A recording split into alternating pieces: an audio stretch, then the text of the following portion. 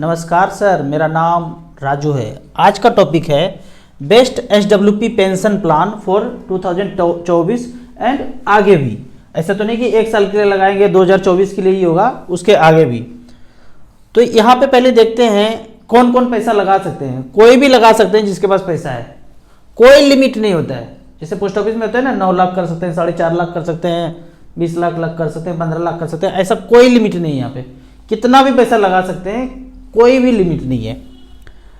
Example के तौर पे आपके पेरेंट्स, आप रहते हैं बाहर शहर में और गांव में पेरेंट्स रहते हैं, 6,000 रुपये पर मंथ भेजना है पेरेंट्स को, या फिर चिल्ड्रेन को 12,000 रुपये पर मंथ पढ़ने के लिए भेजना है, या फिर आपके केयर टेकर के लिए जो भी घर में काम करते हैं, मेड होंगे, गाड़ी के केयर के लिए रखे होंगे, 15,000 रुपये पर मंथ नौकर चाकर को देना है, पर मंथ देना है, लगातार देते रहना है जब तक जीवन है। तो कुछ पैसा रख करके वहाँ से एसडब्ल्यूपी पेंशन करके सबको अलग अलग तरीके से इस तरह से बांट सकते हैं। अब एसडब्ल्यूपी में होता यह है, हम कहते हैं 7 से 8% ड्रॉ कीजिए। अगर तो 10 से 12-15% मिलता है म्यूचुअल फंड से, तो वो थोड़ा थोड़ा पैसा बढ़ता रहेगा। 12 साल 15 साल में पैसा लगभग डबल भी हो जाता है यदि इस रिटर्न से मिलता है तो। और विड्रॉ हम थोड़ा थोड़ा कम कर रहे हैं। उदाहरण के तौर पे यहाँ पे देखते हैं, और मैं यहाँ पे बताता हूँ, जब भी आपको फंड सेलेक्ट करना है एएम वाइज, बैंक वाला एसडब्ल्यूपी के केस में एएम वाइज जिसमें सबसे ज़्यादा एएम है, और बैंक वाला म्यूचुअल फंड होना चाहिए।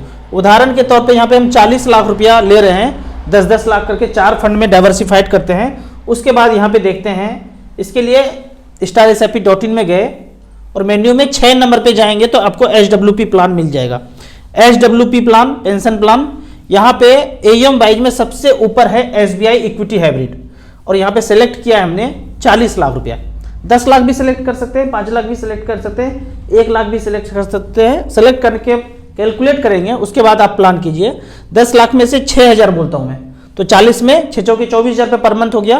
पिछले 12 साल का यहाँ पे एक रिकॉर्ड देखते हैं। SBI equity hybrid 40 lakh one time लगाया और 24,000 रुपये पर मंथ लेना शुरू किया। कब से कब तक? जनवरी 2012 से लेके जनवरी 2023 तक। यहाँ पे टोटल हम विड्रॉ करते हैं 34,56,000 और पैसा बैलेंस बचा है 1,35,00,000। क्यों? क्योंकि रिटर्न म्यूचुअल फंड से ज़्यादा मिल रहा है और हम खा थोड़ा थोड़ा कम रहे हैं, 6, 7, 8% तक खा रहे हैं, तो इसलिए ये पैसा बढ़ता हुआ भी नजर आता है। आप पोस्ट ऑफिस में करेंगे, बैंक में करेंगे, आरडी करेंगे, तो ये 40 का 40 ही रहेगा, पर मंथ तो मिलेगा, पर वो 40 का 40 रहेगा। पर यहाँ पे 40 का पैसा बढ़ के भी 1,35 हो गया है। अगर हम ICC potential equity and debt का बात करें, बैलेंस कैटेगरी में हाइब्रिड एग्रेसिव के केस में 40 लाख लगाया, 24,000 रुपये लिया, टोटल ले लिया 34,56,000।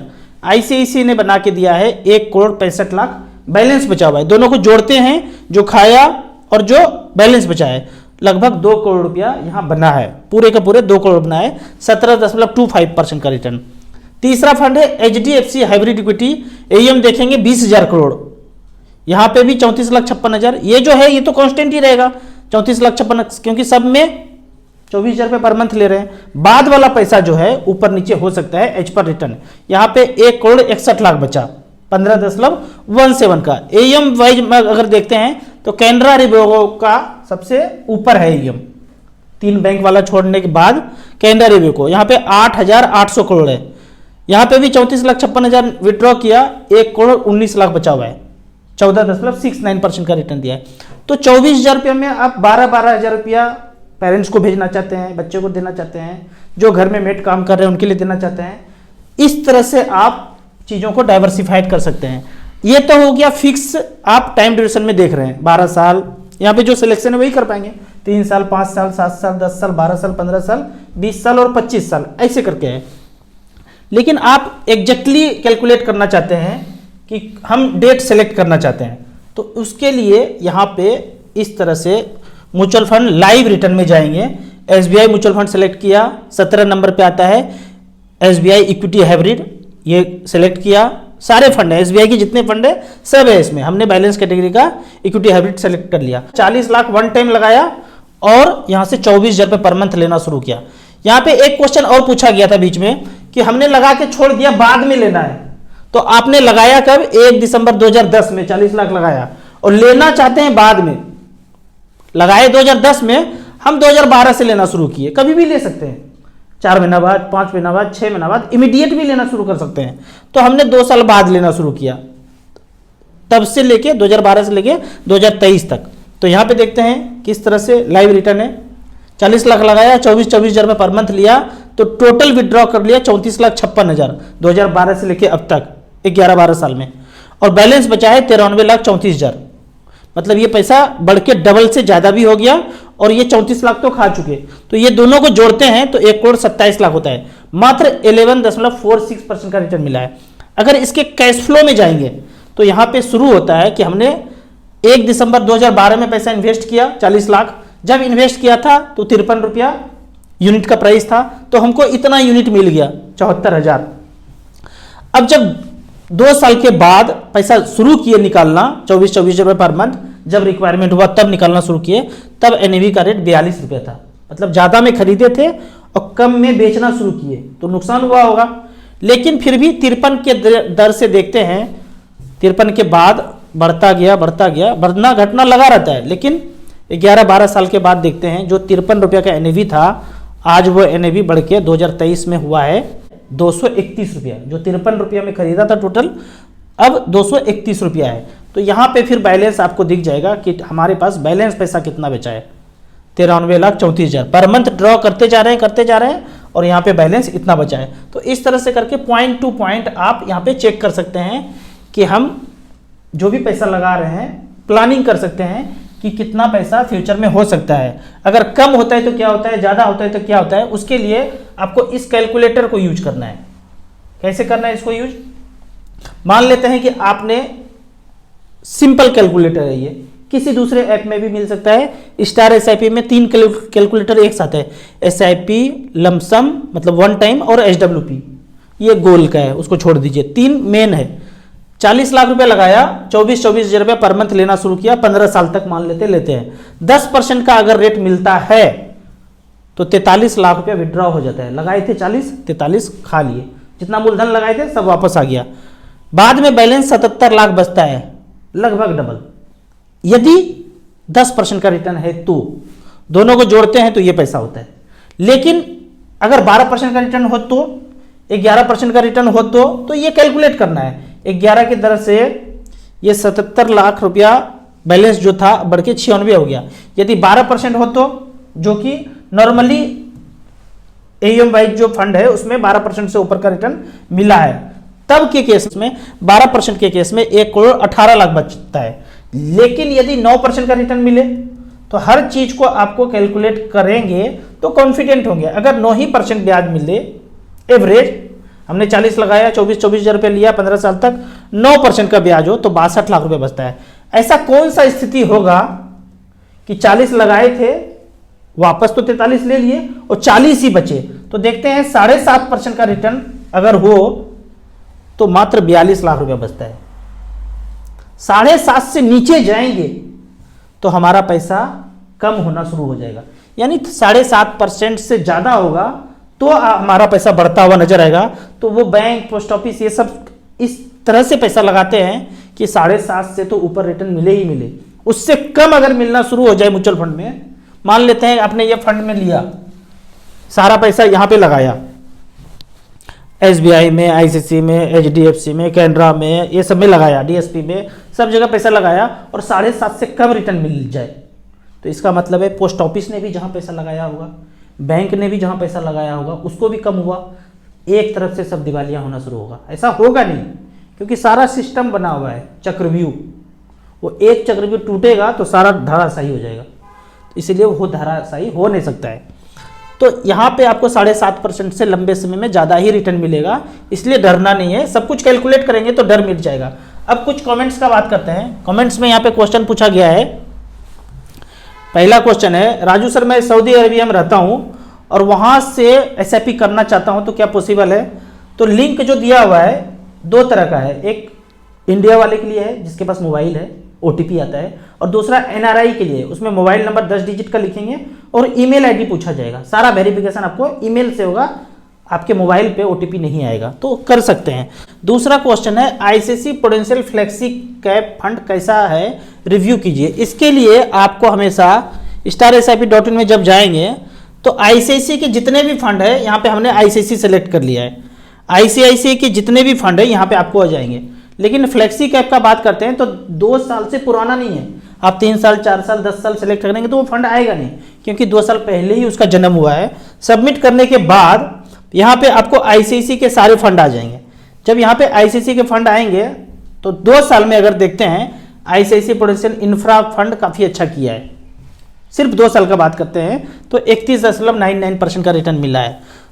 दूसरे नंबर पे आईसीआईसीआई प्रूडेंशियल इंडिया अपॉर्चुनिटी, फिर मैन्युफैक्चरिंग फंड है, डिविडेंड यील्ड फंड है, वैल्यू डिस्कवरी काफ़ी पुराना फंड है और मैं इसको पसंद करता हूँ, मेरा इन्वेस्टमेंट भी इसमें है। 32,000 करोड़ का यहाँ पे एसेट है। अगर बात करते हैं फ्लेक्सी कैप का तो फ्लेक्सी कैप का यहाँ पे नंबर आता है ICICI prudential flexi cap 12,000 crore, AUM इसमें ठीक ठाक है, ज़्यादा है। इसका रिटर्न देखते हैं तो 15.88% का रिटर्न है। आपके पास ज़्यादा पैसा है तो फिर आप लगा सकते हैं, लेकिन आपके पास टाइम ज़्यादा है तो मैं कहूँगा स्मॉल कैप में लगाइए, वैल्यू डिस्कवरी में लगाइए, वो ज़्यादा अच्छा रहेगा लंबे समय के लिए।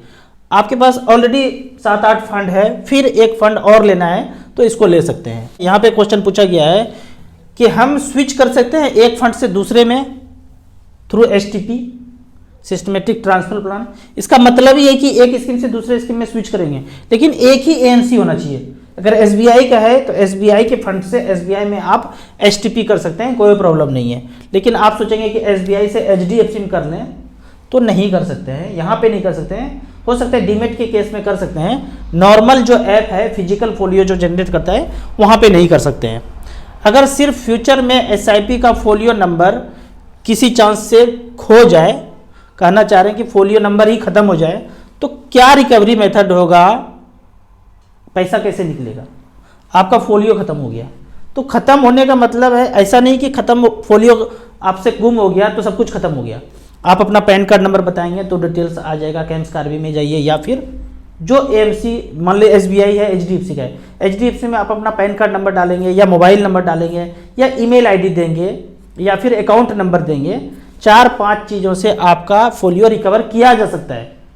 लेकिन फिर भी मैं बोलूँगा कि प्रिंट आउट निकाल करके आप अपने फाइल में ज़रूर फोलियो नंबर को रखिए, एक स्टेटमेंट को रखिए। सब कुछ मोबाइल पे सब कुछ नहीं होना चाहिए, पैसे का बात है तो प्रिंट आउट निकाल करके फैमिली मेंबर्स को आप दे के रखिए। अगर मिस हो जाए तो कोई दिक्कत नहीं है, जिस ऑफिस में जहाँ भी म्यूचुअल फंड आपने लिया है, जिस भी कंपनी का लिया है, उसके किसी भी ब्रांच में जाएंगे, अपना पैन कार्ड नंबर बताने से, ईमेल आईडी, मोबाइल नंबर बताने से वो रिकवर हो जाता है, कुछ भी डूबता भागता नहीं है।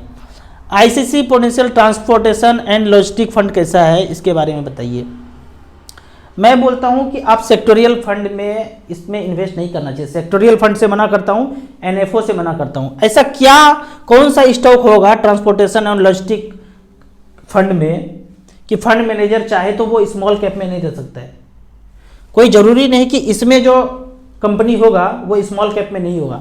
इसीलिए मैं सेक्टोरियल से बोलता हूं बच जाइए, स्मॉल कैप में रखिए, क्योंकि ज़्यादा कोई भी जो सेक्टर होगा उसका एक समय होता है। ये सेक्टर इस समय में खूब अच्छा चला, लेकिन हमेशा वो अच्छा नहीं चलेगा। इसीलिए मैं बोलता हूँ लंबे समय में वेल्थ बनाना है, स्मॉल कैप मिड कैप में करते रहिए, कोई सेक्टर में जाने का जरूरत नहीं है। राजू भैया नमस्ते, एक पोर्टफोलियो में कितना फंड मैक्सिमम रख सकते हैं? 8 से 10 रखिए, कोई दिक्कत नहीं है। 4-5 स्मॉल कैप, एक इंडेक्स फंड, 2 मिड कैप, इस तरह से करके 8-10 रख सकते हैं। कभी भी कोई रिक्वायरमेंट आता है, मान लीजिए सब में 10-10 लाख रुपया हो गया या 20-20 लाख रुपया हो गया, कोई रिक्वायरमेंट है छोटा मोटा, एक ही फंड को रिडीम किया और काम कर लिया। तो इस तरह से करके 8-10 पोर्टफोलियो में रख सकते हैं। मेरे पोर्टफोलियो में भी 8-10 फंड है। अगर मंथली 3,000 का एसआईपी करें एसबीआई स्मॉल कैप में, उस मंथ में गिरावट आती है तो पूरा पैसा चला जाएगा? ये क्वेश्चन का जवाब मैं क्या दूं? अगर 3,000 रुपया का आप सोना खरीद के रखते हैं और सोना का रेट गिरता है तो क्या सारा का सारा पैसा चला जाएगा? अरे गिर के कुछ तो आएगा। आपने 50,000 में खरीदा, 30,000 रेट हुआ, 25,000 हुआ होगा, तो आधा हो सकता है। अगर 50% गिरे तो और कम हो सकता है। पूरा का पूरा खत्म कैसे होगा? और मान लो कि एक महीने में ऐसा हो जाए 50% गिर जाए, अगले महीना जब फिर आप 3,000 डाल रहे हैं तो 50% कम में जब चीज़ खरीदेंगे तो 2 गुना चीज़ खरीदेंगे। एसआईपी करते रहिए, डरिए मत, कोई भागे डूबेगा नहीं। अगला क्वेश्चन है, मिनिमम कितने साल का रिटर्न देखना चाहिए? ये बड़ा बेहतरीन क्वेश्चन है। आप ज़्यादातर इन्वेस्टर जो फंसते हैं 1 साल 2 साल 3 साल का रिटर्न देखते हैं, क्योंकि वही दिखाया भी जाता है ज़्यादातर वेबसाइट में। मैं अपने वेबसाइट में मिनिमम 10 साल का रिटर्न यहाँ पे दिखाया हूँ, तो यहाँ पे फंसने का चांस कम है। नॉर्मली आप StarSIP.in में जाएंगे तो मिनिमम 10 साल का रिटर्न देखिए, उसके बाद पैसा लगाइए। 10 साल का रिटर्न देखने से क्या होता है कि AUM उसमें ज़्यादा होगा, ज़्यादा से ज़्यादा लोग पैसा इन्वेस्ट किया होगा, AUM ज़्यादा होगा तो फंड मैनेजर भी अच्छा होगा।